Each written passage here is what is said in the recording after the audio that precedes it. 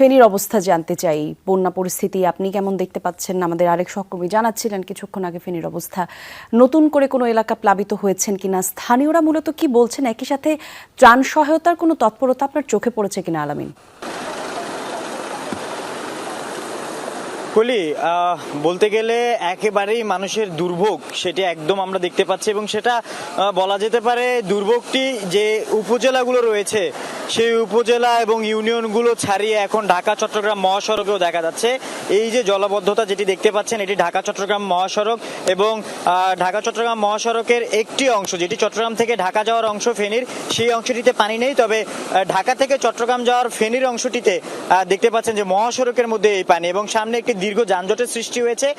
সেখানে পানির অবস্থা মানে সড়কের মধ্যেই পানি অনেকটাই বেড়ে গেছে, তাই সেখানে ভয়াবহ অবস্থা, অনেকটা যানজটের সৃষ্টি হয়েছে এবং এখান থেকে ধীর গতিতে আমরা দেখছি যে